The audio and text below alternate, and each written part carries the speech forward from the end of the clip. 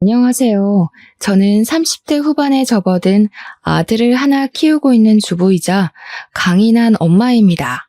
뭔가 제 소개부터 시작하고 이야기를 하려고 하니 신입생 때 첫 자기소개를 했던 날들이 새록새록 떠오르면서 부끄럽기도 하고 그러네요. 어디서부터 이야기를 해야 할까 고민이 많이 들긴 했지만 상황을 제대로 이해시키려면 제가 처음부터 끝까지 속임없이 이야기를 하는 편이 좋을 것 같다는 생각이 들었습니다.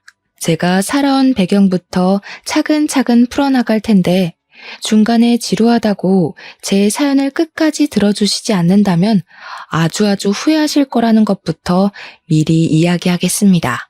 그러면 제가 어쩌다가 이곳을 찾아와 임금님 귀는 당나귀 귀를 하게 되었는지 시작해 보도록 하겠습니다. 혹시 청취자 여러분들은 고물상을 운영하는 집에 대해서 어떻게 생각하시나요?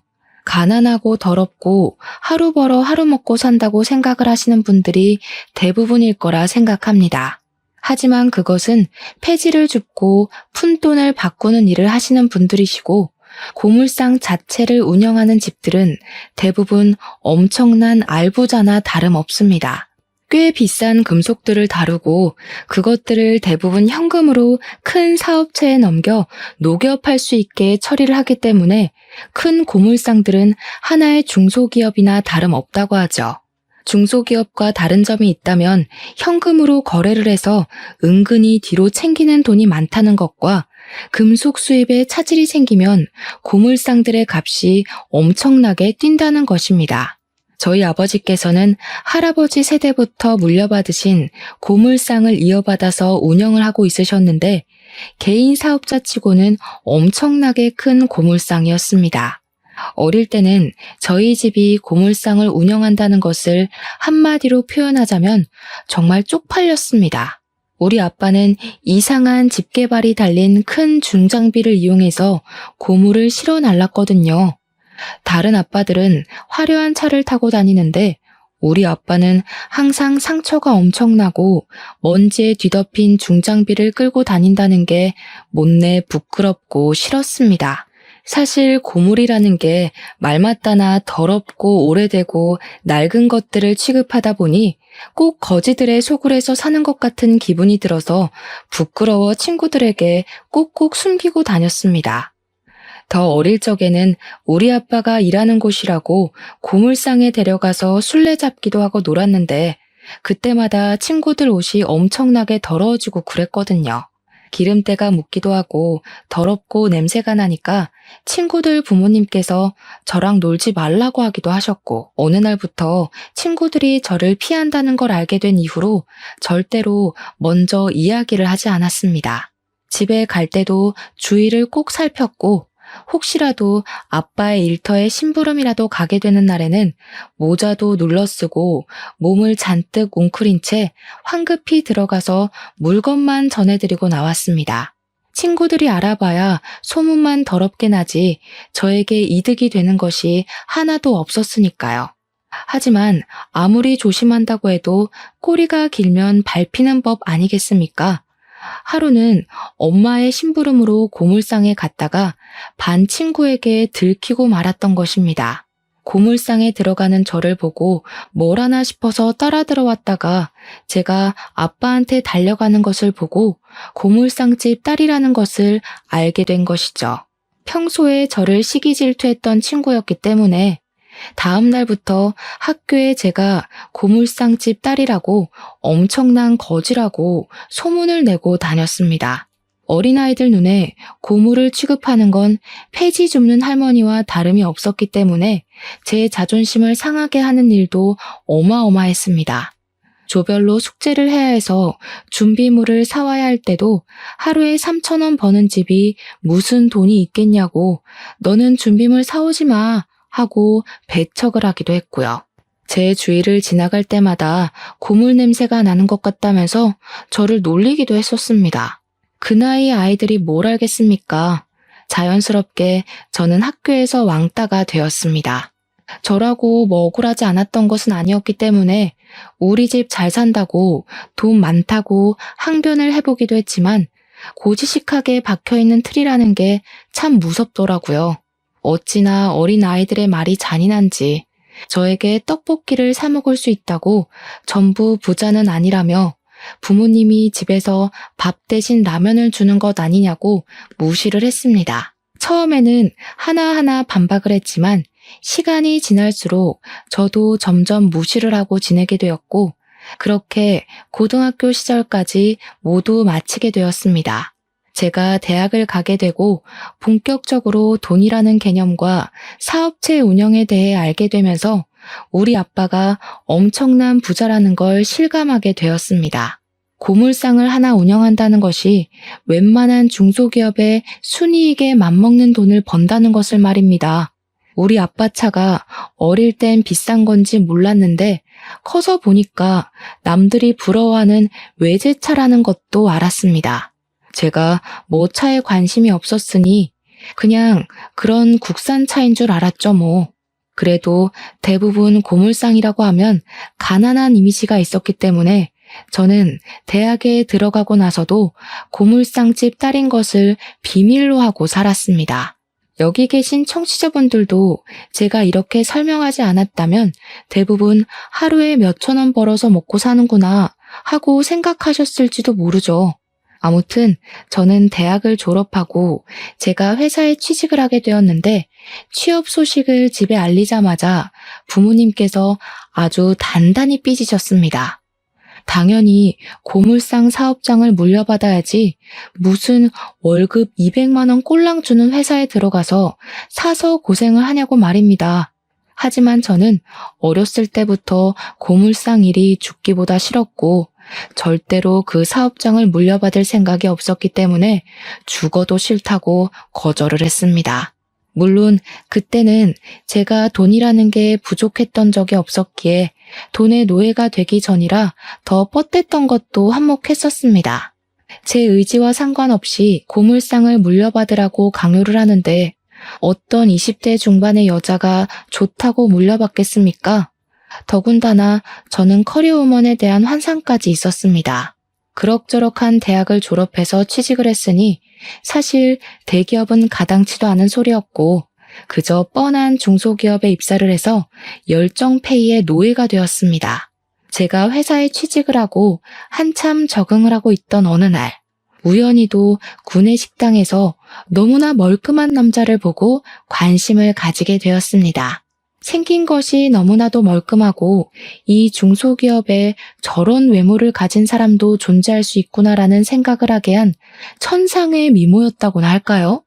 처음에는 밥을 먹을 때만 마주쳐서 혼자 곁눈질로 쳐다보다가 그 남자가 회사 감사팀에서 일을 하고 있다는 사실을 알게 되었습니다. 근데 이상하게도 너무 과묵한 남자인 겁니다. 제가 감사팀에 서류를 제출할 게 꽤 많아서 자주 오고 가고 했는데 그때마다 일부러 살갑게 말을 붙이려고 노력을 했었거든요.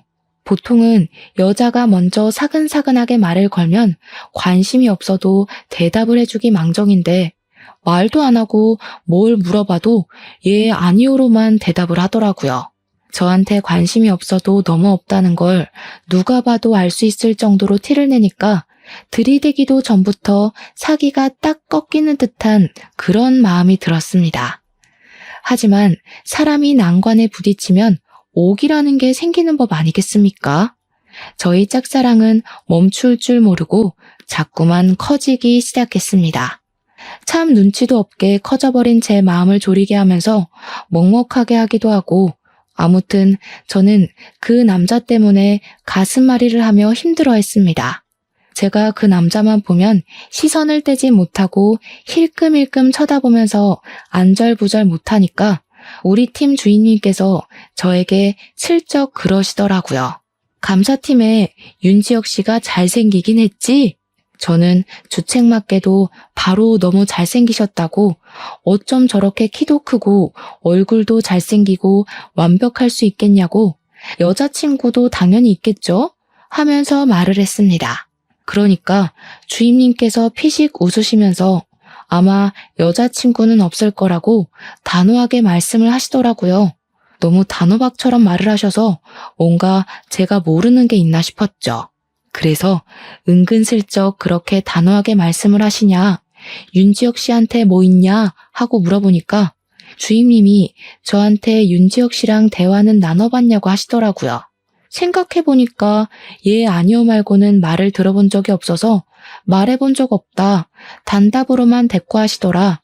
그 모습도 너무 철벽 치는 것 같고 안달이 난다고 했습니다. 이건 뭐 공공연한 비밀이긴 한데 윤지혁 씨가 말더듬이야. 말을 제대로 뱉질 못해. 그래서 감사팀에 입사한 게 너무 신기하다니까? 저는 진짜 입을 떡 벌리고 아무 말도 하지 못했습니다. 외모도 잘생겼고 키도 크고 배도 나오지 않고 물론 저보다 4살 연상이긴 했지만 정말 이 회사의 빛과 소금 같은 존재인데 말더듬이라는 소리를 들으니까 확 깨더라고요. 여자들이 관심을 가지고 달려들다가도 말더듬이라는 걸 알게 된 이후에 다들 나가 떨어진다고 했습니다. 저도 살짝 편견이라는 게 생기다 보니까 감사팀 일은 어떻게 하나 궁금했는데 말하는 것 빼고는 서류 정리가 거의 로봇에 가까운 완벽 수준이라고 하더라고요. 오차가 0.1%라도 있으면 다 잡아내는 걸로 유명하다고 하는데 능력까지 출중한데 말더듬이라는 게 너무나도 아쉬웠습니다. 저는 마음이 조금 식긴 했지만 내적 갈등이 생겼어요. 말더듬이면 뭐 어떠냐, 한번 만나라도 보고 싶다 하는 마음이요. 그러던 어느 날 제가 퇴근 후에 버스 정류장에서 버스를 기다리고 있는데 갑자기 예상치도 못한 폭우가 막 쏟아지는 겁니다. 오도 가도 못하고 버스 정류장에서 발만 동동 구르고 있는데 윤지혁 씨가 제 옆으로 오는 게 아니겠습니까? 저랑 업무적으로 자주 마주쳤으니 서로 이름 정도는 알고 있었고 제가 대화를 이어가고 싶어서 말을 몇 번 걸었던 적도 있었기에 저는 안녕하세요 하고 인사를 건넸습니다. 그러자 지혁 씨가 저를 빤히 보더니 입을 몇 번 달싹거리시더라고요. 혹시 우산 없어요? 하고 용기를 내서 말을 하시는데 진짜 말더듬이더라고요. 근데 뭐 제가 몰랐으면 놀란 티를 냈겠지만 이미 알고 있었던 사실이었기에 별로 놀란 기색을 나타내지 않았습니다. 그래서 그냥 평범한 일상 대화를 나누는 것처럼 우산이 없다, 오늘 예보에 비 소식이 없어서 따로 준비하지 않았다 하면서 대답을 했습니다. 제가 별 충격도 없이 편안하게 대꾸를 하니 지혁 씨도 내심 마음이 편해졌는지 저에게 또 이야기를 하시더라고요. 그럼 제 우산 쓰고 가실래요? 그럼 지혁 씨는요? 저는 비 맞아도 돼요. 그럼 안 되죠. 저는 튼튼해서 감기 잘 안 걸려요. 여기서 버스 타고 가면 돼요. 그러니까 지혁 씨가 저에게 택시를 타고 가는 건 어떠냐고 하시더라고요. 본인도 비 오는 걸 너무나도 싫어해서 택시를 타려고 하다가 저를 발견했다고 하더라고요. 택시 같이 타고 집 앞까지 내려줄 테니까 편하게 가라고 하는데 저도 회사 일에 지치기도 했고 나쁘지 않은 제안 같아서 고개를 끄덕였습니다. 제가 부모님이랑 사는 아파트 지하 주차장까지 굳이 택시로 데려다 주셔서 저는 덕분에 비 한 방울 맞지 않고 집으로 돌아올 수 있었습니다. 그런 사소한 배려가 너무 멋있고 좋더라고요. 순간 말더듬이면 어떤가 싶은 마음에 감사하다고 문자를 보냈습니다. 지혁 씨도 문자로는 말을 더듬지 않으니 소통하기 더 편한 것 같았습니다. 제가 또 이것저것 질문하고 대화를 이어나가는데 선수거든요. 상대방이 무조건 대답을 보낼 수밖에 없게 만드는 비법을 가지고 있는 사람이라 대화는 꼬리에 꼬리를 물게 되었습니다. 지혁 씨도 말이 아니라 문자로 대화를 하다 보니까 대답을 엄청나게 세심하게 보내주시더라고요. 저는 일부러 지혁 씨에게 용기를 내서 데이트를 하자고 과감하게 보냈고 어쩌면 당연하게도 지혁 씨는 데이트는 어려울 것 같다면서 저에게 거절의 의사를 표현하셨습니다. 순간 차였다는 부끄러움도 있었지만 이상하게 오기가 생겨서 지혁 씨에게 왜 데이트하기 싫은 거냐고, 혹시 말을 더듬어서 그런 거냐고 숨김없이 물어보았습니다. 저는 그런 거 전혀 신경 쓰지 않는다고, 만약 지혁 씨가 그게 불편하고 신경이 쓰이면 우리 만나서도 문자로 대화를 하자고 쿨한 척 보냈습니다. 그러니까 예상도 전혀 하지 못했던 전화가 걸려오는 게 아니겠습니까? 문자는 꽤 했지만 통화는 처음인지라 떨리는 가슴을 부여잡고 전화를 받았습니다. 근데 지혁 씨가 그런 말을 하더라고요. 자기가 말더듬이라서 상처도 많이 받았고 사람들 사이에서 많이 치여서 힘들었었다고요. 저랑 대화를 나누는 게 즐겁고 편하고 좋았지만 막상 데이트를 하는 내내 자기가 말을 더듬으면 저도 떠날 것 같다고, 실망할 것 같다고요. 처음에 비 오는 날 말을 걸었을 때 대놓고 놀라는 티가 전혀 없어서 호감이 생기긴 했지만 자꾸 만나다 보면 자기가 부끄러워질 것이라고 이야기를 하더라고요.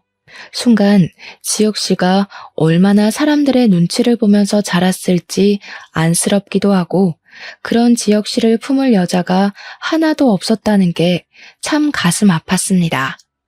그래서 저도 요즘은 언어 치료 같은 프로그램이 잘 되어 있지 않냐고, 지금이라도 노력해보면 호전이 될 수도 있으니 포기하지 말자고 했습니다. 혼자 치료를 받는 게 부끄럽다면 저랑 같이 하자고, 노력하면 완벽하지 못해도 나아질 수 있지 않겠냐고, 나는 지혁 씨가 부끄럽지 않으니까 만나보고 싶다고 했습니다. 제 저돌적인 고백이 지혁 씨에게 잘 먹힌 건지 저에게 수줍게 그럼 같이 노력해 줄 수 있겠냐고 하더라고요. 지혁 씨와 연애를 하면서 알게 된 사실인데 알아주는 명문대를 졸업한 아주 똑똑한 사람이었더라고요. 하지만 말을 더듬는 것이 어릴 때부터 지속되어 온 일이었고 대기업 면접을 볼 때마다 말을 더듬는 바람에 족족 떨어졌다고 하더라고요. 그래서 어쩔 수 없이 받아주는 중소기업으로 오게 된 것이고요. 집안에서는 당연히 명문대를 졸업한 아들이 대기업에 들어가지 못하자 엄청나게 실망을 하고 구박을 줬다고 하더라고요.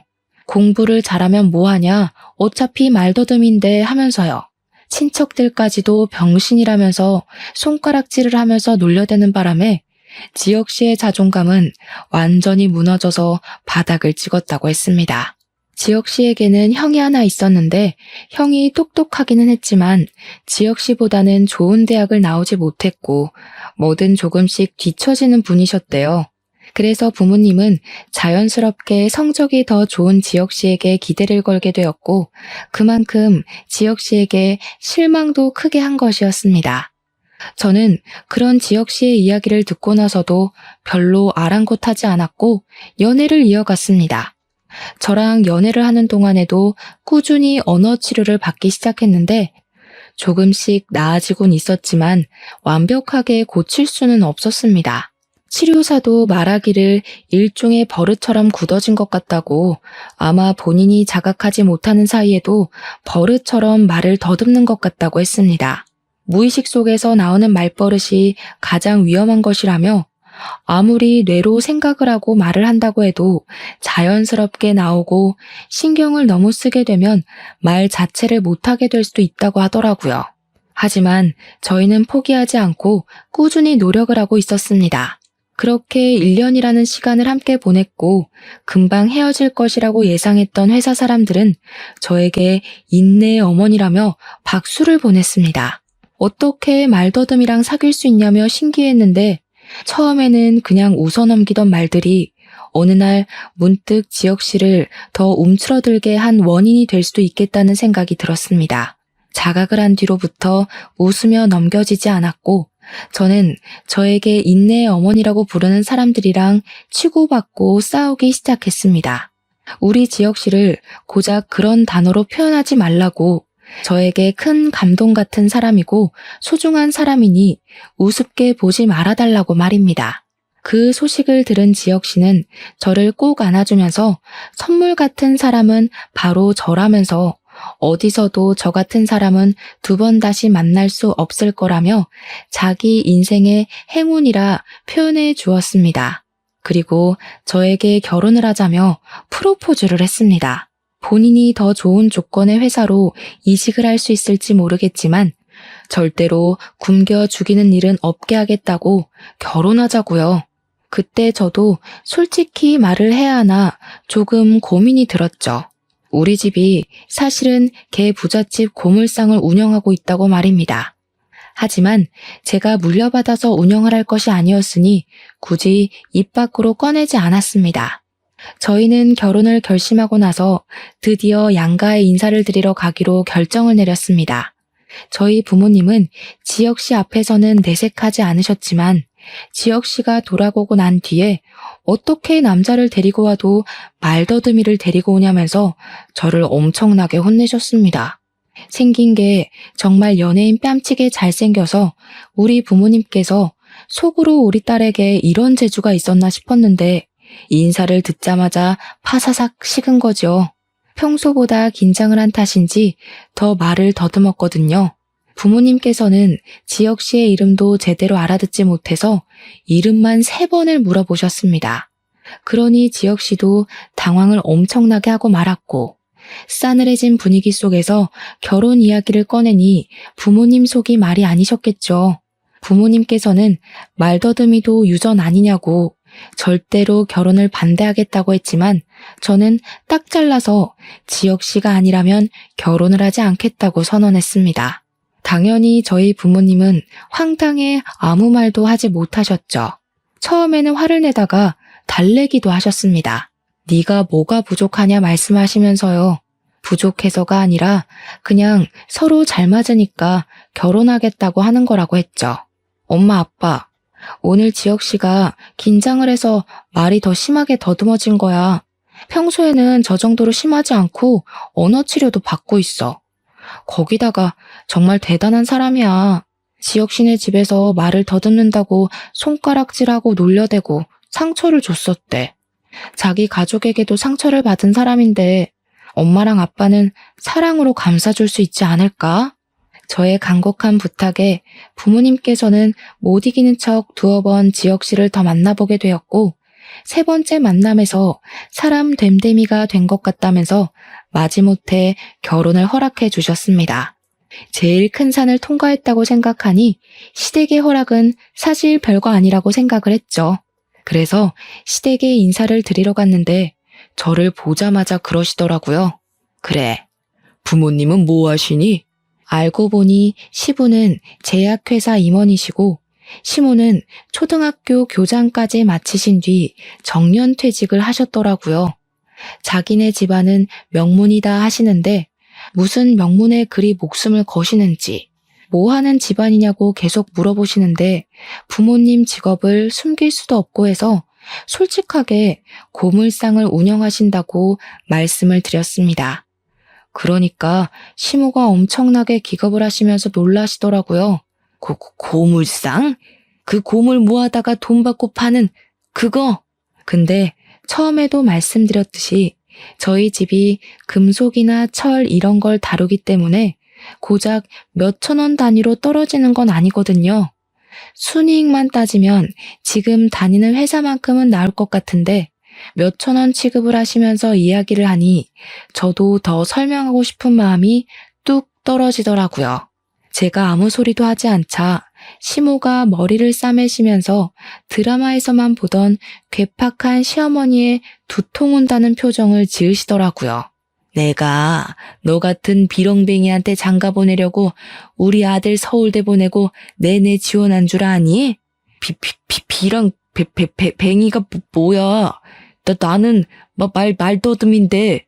제가 지혁 씨에게도 딱히 고물상을 운영한다, 우리 집이 잘 산다 이런 말을 한 적이 없었기 때문에 지혁 씨도 당황했을 법한데 서툰 말솜씨로 저를 변호해 주더라고요. 지혁 씨는 눈 하나 깜빡하지 않고 직업이 뭐 어떠냐, 귀천 없다, 사람 됨됨이만 되면 된 거 아니냐, 나도 하자 있다 하면서 쉴 새 없이 말을 했습니다. 시부모님은 당황해서 너는 하시면서도 지혁 씨가 워낙 강경하니까 더 싫은 소리는 못 하시더라고요. 솔직히 말하면 제가 손해인 건 맞지 않나 싶어서 가만히 있는데 지혁 씨 형이라는 사람이 나와서는 빈정거리더라고요. 고물상하는 집안에 말더듬이 사이면 딱 어울리는 거 아니야? 근데 외적으로 보나 성격으로 보나 형제가 맞나 싶더라고요. 말도 너무 싹수 없게 하고 외모도 지혁 씨랑은 완전히 딴판이었습니다. 얼굴도 못생기고 피부도 곰보해 배도 불룩 나와서 임신 7개월이라고 해도 믿을 법 하더라고요. 오죽하면 제가 지혁 씨에게 저분은 누구냐고 물어봤겠어요. 아주버님도 지혁 씨와 어릴 때부터 외모 비교를 많이 당했는지 자격지심이 좀 있어 보였습니다. 우리가 좀 안 닮았지? 다들 형제인 거 몰라. 하긴 저런 말더듬이랑 무슨. 빈정빈정 거리는데 무슨 빈대떡인 줄. 보니까 대학도 지혁 씨보다 조금 낮은 대학을 나왔더라고요. 그것조차 자격지심으로 보였고요. 대기업 다닌다는 소리는 들었는데 자랑할 게 정말 그것뿐인지 내내 대기업 이야기만 하더라고요. 지혁 씨랑 1살 차이라고 들었는데 그냥 누가 봐도 아저씨 같은 사람이었습니다. 근데 집안에 장남이 아직 장가를 안 갔는데 손 아랫사람이 먼저 가도 되나? 아주버님, 여자친구분 있으세요? 그럼 저희가 기다릴게요. 여자친구 없다는 게 또 자존심이 상했는지 콧김만 뿍뿍 내뱉더라고요. 생긴 게 못생겨서 그런지 모태솔로라고 지혁 씨가 슬쩍 말을 해주더라고요.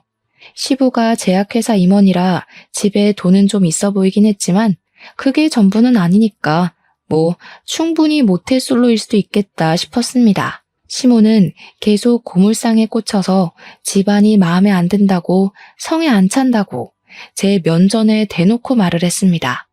지혁 씨는 제 손을 꼭 잡고는 시부모님에게 선언하듯 이야기를 했습니다. 내가 이 집에서 얼마나 힘들게 자랐는지 알아주는 사람은 이 사람 하나뿐이야. 지혁 씨는 지금도 가족들은 자기가 말을 더듬는다고 무시하고 경멸의 말을 쏟아붓는데 저는 유일하게 말 더듬는 걸 보고도 놀라지 않았던 사람이라고 말을 해줬습니다. 본인에게 은인 같은 존재이자 고마운 사람이기도 하며 선물이기도 하다고 없어서는 안 될 소중한 사람이라고 말입니다. 만약 허락을 해주지 않는다면 집안과의 인연을 모조리 끊어버리고 둘이 간소하게 결혼식 올리고 살겠다고 시부모님께 결정을 제대로 내리라고 협박조로 말을 했습니다. 시부모님께서는 그 말에 놀라서 두 분 다 절대로 천륜을 끊는 건 안 될 소리라고 하시고 아주버님은 피식 웃더라고요. 재수씨 능력이 아주 좋네. 여자라면 치를 떨던 내 동생 입에서 저런 소리가 다 나오고. 저는 대꾸해주고 싶지 않아서 그냥 씩 웃어주고 말았는데 그게 자기를 무시한다는 느낌으로 받아들여진 건지 기분 나빠하더라고요. 저희가 강경하게 나오자 양가에서는 어쩔 수 없는 허락을 해주셨고 저희는 정말 행복한 결혼식을 올릴 수 있게 되었습니다. 물론 그 과정이 순탄하지 않았죠. 시댁에서 제가 마음에 들지 않는다는 티를 상견례 자리에서 아주 팍팍 내셨거든요. 지혁 씨가 상견례 중간에 벌떡 일어나서 자리를 끝내자고 할 만큼 화를 냈기에 넘어갔지. 지혁 씨가 가만히 있었다면 저희 부모님이 아마 상을 엎으셨을지도 모르겠습니다. 시모가 계속 구시렁거렸는데 일부러 저 들으라는 식으로 말했거든요. 우리 아들이 명문대를 나와서 차만 아가씨랑 결혼하고 살 줄 알았더니 우리 아들이 말을 조금 더듬어서 그렇지 외모도 훌륭하고 아나운서 하라는 말을 그렇게 들으면서 자랐는데 자식 낳으면 우리 아들 얼굴 닮으라고 내가 기도라도 올려야겠네. 우리 아들은 잘생겼는데 며느리가 영. 우리 부모님께서 기분이 나빠 킁킁하시니까 지혁 씨가 나서서 이야기를 했습니다. 자기가 명문대를 나오긴 했지만 대기업에 들어가지도 못하는 말더듬이인데 사위로 받아주셔서 정말 감사하다고요. 아나운서를 꿈꾸었던 어린 시절도 있었지만 말을 더듬는 바람에 시도조차 하지 못했었다고. 결국에 회사에 들어가서 이렇게 좋은 여자를 만나게 됐다고 말입니다. 우리 와이프 얼굴 닮은 딸 하나만 있으면 소원이 없겠다고 저희 부모님한테 고개 숙여서 정말 감사하다고 인사를 하는데 그 말에 시댁 식구들은 완전히 똥 씹은 얼굴을 하더라고요. 당연히 사위 될 사람이 마누라 편에 찰싹 붙어 있으니 우리 부모님은 더할 나위 없이 얼굴이 활짝 피어오르셨고요. 상견례 끝나고 은근히 남자 잘 골랐다고 칭찬까지 해주셨습니다. 그 자리가 끝나고 저희 아버지께서 비싼 외제차를 타고 오셨는데 시댁에서 그 차를 보고는 고물상을 하신다더니 차를 무슨 빚까지 내서 사냐고 한 소리 하시더라고요. 억 단위가 넘어가는 차여서 당연히 빚을 내서 샀을 거라고 생각하는 시댁이 우물한 개구리처럼 보였지만 대꾸는 하지 않았습니다. 저희는 결혼식 이후에 회사에서 저금리 대출이 지원되어 신혼집도 전세자금 대출을 통해 얻었습니다. 아버지께서는 우리 딸이 대출금 갚으라 고생하는 거 보기 싫다고 집을 하나 사주시겠다고 하셨지만 재산세며 상속세며 생각을 해보니 그냥 전세를 얻는 게 이득이겠더라고요. 대신 아버지께서 돈이 필요할 때 간간히 대출금을 대신 갚아주시곤 하셨죠. 물론 저금리라서 이자율이 나쁘지 않긴 했습니다. 거기다가 명문 집안 운운하던 시댁에서 저희 신혼집에 아무것도 해주지 않으셨기 때문에 저도 굳이 저희 집에 뭘 해달라고 바라지 않았습니다. 혼수만큼은 절대로 본인이 하시겠다고 박박 우기시는 엄마 때문에 어쩔 수 없이 혼수는 최고급으로 드리긴 했습니다. 가전제품은 비싼 거 사야 오래 쓴다고 하셔서 추천받은 상품들로 드렸는데 확실히 예쁘기도 하고 성능도 좋더라고요. 그렇게 저희의 신혼생활은 달달하게 흘러갔고 결혼을 한 지도 어느덧 2년이라는 세월이 흐르게 되었습니다. 저희 부부에게 아무런 문제는 없었지만 딱 하나 신경 쓰이는 게 있었다면 그건 바로 아이가 들어서지 않는다는 것이었습니다. 피임을 전혀 하지 않음에도 불구하고 아이가 들어서지 않아 산부인과에 가봤는데요. 제가 다낭성 난소 증후군이 있어 난임이라는 판정을 받게 되었습니다. 소파 수술을 하고 깨끗하게 긁어내야 임신 확률도 올라간다 해서 저는 아이를 가지고 싶은 마음에 시술도 받고 시험관까지도 생각을 하게 되었습니다. 제가 그렇게 몸을 회복하는 동안 그 사이에 아주버님께서 결혼을 하겠다며 여자를 데리고 오셨습니다.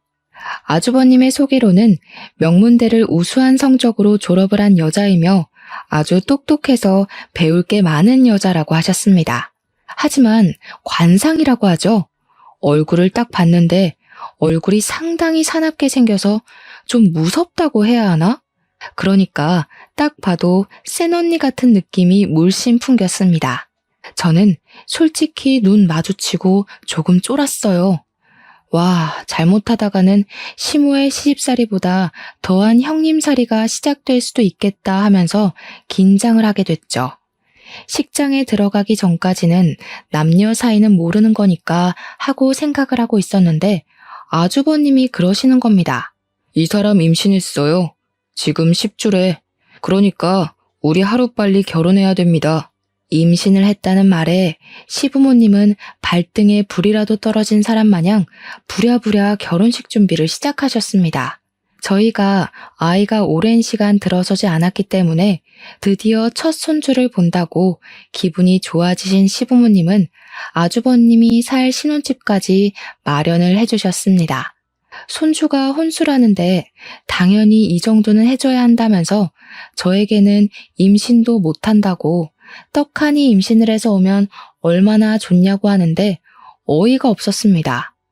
장남이니까 더 해주고 싶은 마음이 들 수도 있겠지만 우리 남편도 아주버님 댁만 집을 못 해준 게 못내 서운했는지 차별하는 거 아니냐고 한 소리 하더라고요. 형님이라는 그 여자는 저보다 2살이 어린 여자였는데 자기가 형님이라고 저에게 꼬박꼬박 존댓말을 써줬으면 좋겠다고 하더라고요. 저야 뭐 학렬로 윗사람이니 그렇게 하겠다고 했는데 정작 형님은 저에게 반말을 찍찍 하시더라고요. 근데 그 느낌이 조금 귀여운 반존대가 아니라 싹수 없고 싸구려 같은 느낌이 물씬 풍기는 게 상당히 별로였습니다. 거기다가 명문대를 우수한 성적으로 졸업했다고 했으면서 상식이 조금 부족한 듯한 느낌도 들었고요. 시댁 단톡방에서 이런저런 이야기를 하는데 갑자기 형님이 뜬금없는 소리를 하지 않겠습니까? 모르는 게 산책이죠. 누구 개를 산책시켜요? 웬 모르는 개? 제가 대꾸를 하니까 형님이 그것도 모르냐는 식으로 모르는 게 산책이라고 속담 몰라? 하는데 진짜 뒤통수를 누가 세게 내려친 것 같았습니다. 모르는 게 상책이라는 말을 글쎄 모르는 게 산책이라고 쓴 것이었습니다. 저랑 남편이랑 둘 다 농담한 거겠지? 하면서 입을 떡 벌렸어요. 아주버님은 땀까지 막 붙여가면서 우리 와이프가 순수해서 그래 하면서 방어벽을 세우는데 순수한 거랑 무식한 거랑은 차원이 다른 이야기 아닙니까? 명문대 출신의 대기업을 다니다가 임신을 하는 바람에 일을 그만두게 되었다고 경력 단절이라면서 이야기를 하는 사람이 이런 상식도 모르는 게 말이 되나 싶고요. 시댁에서는 명문대 출신의 대기업 다니던 형님을 무슨 상전 떠받들듯이 금이야 오기야 해주셨거든요. 거기다가 임신까지 했으니 시부모님 눈에서 꿀이 뚝뚝 떨어지셨죠. 우리 큰아들 때문에 그 좋은 회사도 퇴직하고 아유 마음 아파서 어쩌면 좋아? 우리가 더 잘해줄게. 우리 능력 좋은 맏며느리. 시모가 예쁘다 예쁘다 해줄수록 기고만장해지는 형님을 보면서 수상함을 느낀 건 저랑 남편뿐이었습니다. 왜냐하면 요즘은 대기업에 입사하는 것조차 힘든 일이기 때문에 만사까지 보통은 일을 하고 육아휴직을 하고 복직을 하고 이게 짜인 루트잖아요. 그 힘들다는 곳에 취직까지 한 사람이 고작 결혼과 임신 때문에 직장을 그만둔다는 게 말이 안 된다 싶었죠. 그리고 우리 아주버님이 뭐만 하면 쩔쩔매는데 그게 형님한테 쩔쩔맨다기보다는 뭔가 숨기는 사람처럼 시부모님 눈치를 보는 느낌이 물씬 풍겼습니다. 가끔은 저와 남편의 눈치까지 보는 듯 했고요. 형님은 가끔 가다 무식을 자랑했고 그때마다 아주버님이 수습을 하셨습니다.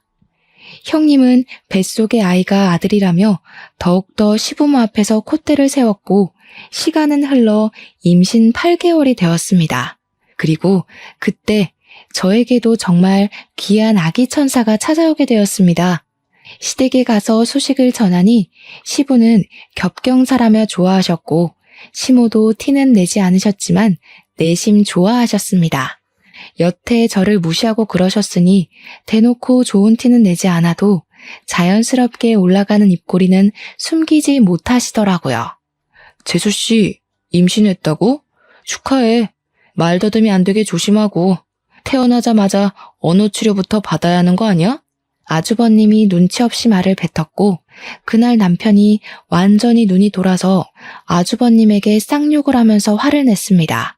저희 남편이 언어치료를 꾸준히 다니면서 말이 많이 좋아졌는데 또박또박 이야기를 하니 시부모님도 무척 놀란 얼굴이시더라고요. 그 이후에도 형님은 계속 단톡방에서 사소한 말실수를 하셨습니다. 어머님, 제가 우리 아들 낳으면 저한테 일해라 절해라 하지 마세요. 육아는 제가 알아서 할게요.